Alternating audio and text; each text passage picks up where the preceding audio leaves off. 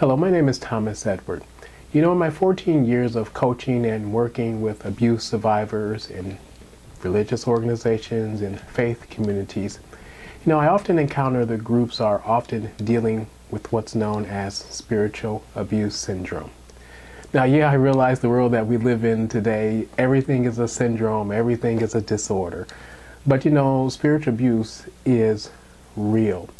And when we're talking about spiritual abuse, just like many of the other abuses, there's a key component.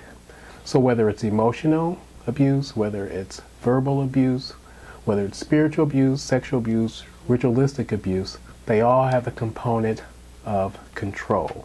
It's about control. Control and the power differential.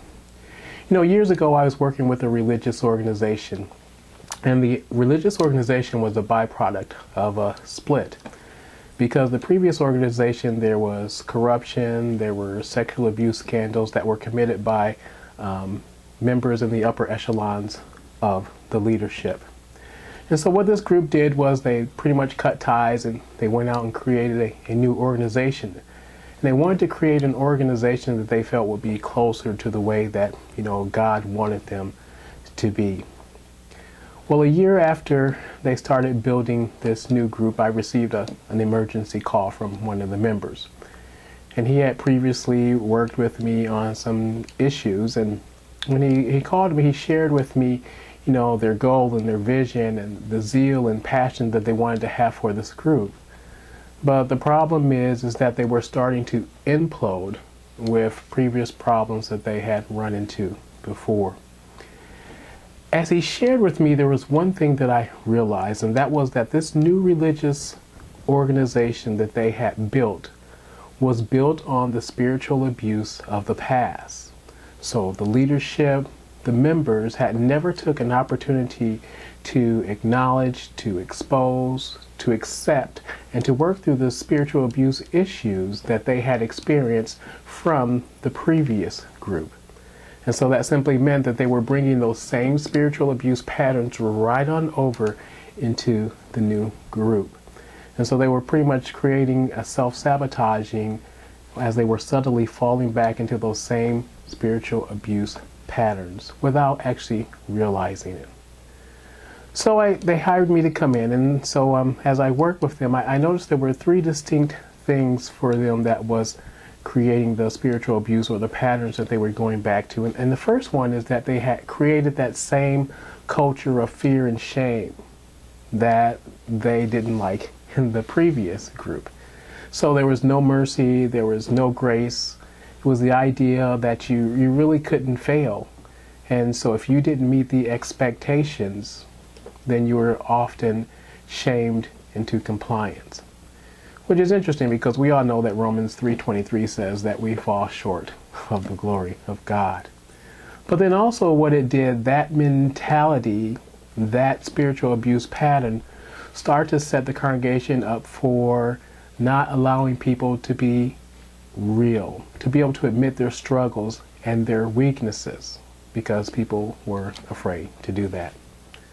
The other thing that I noticed that they had brought over was they were holding on to this whole idea of performance-based, I call it performance-based Christianity, but they were rejecting authentic spirituality. It's like, well, what does that look like? What does that mean? That means pretty much just going down the checklist. And so they had fall back into that, okay, well, make sure I make all my attendance for all the social events, all the church events. Make sure I wear the right clothing, bam. Make sure I say exactly the right words, whether I believe them or not. And so once again, they were falling back into that pattern of performance. There was no grace, no mercy. And then the last thing I identified for them is that they were cultivating what we might call dependence on one person for their spiritual information. And so there was no encouragement of personal discipleship. There was no encouragement of taking responsibility for, your own self-study and your relationship with God. Those weren't encouraged. Pretty much it was whatever the leadership says goes, or what the leader says is gold. So the issue was, by not addressing those spiritual abuses in the past, that they had experienced in the other environment. They simply brought them right on over with them into the new environment. And what that does is it breeds the ground and it makes it easier to repeat those things. And so now you start ending up once again with the ritualistic abuse, the sexual abuse, the spiritual abuse, and they just start to thrive in that environment. And one of the other things they didn't take into consideration was processing. And so some of the people were trying to, why do I feel like I'm having these withdrawal symptoms? Or why do I feel like I'm still attached to, if you want to call it, the spiritual abusers of the past, their ideas, their beliefs, their behaviors? Well, because they really hadn't processed through them. So as the survivor coach, what they pretty much did was they hired me to come in, and I did a series of presentations and workshops and breakout sessions. And this was a fairly large group, so we had about 500 or 600 people. And so in order to work through that religious organization, they would fly me out 1 week each month for 6 months so we could work through all the things and help the leadership and the members and the people to become more aware of the spiritual abuse that they had suffered and to actually work through it.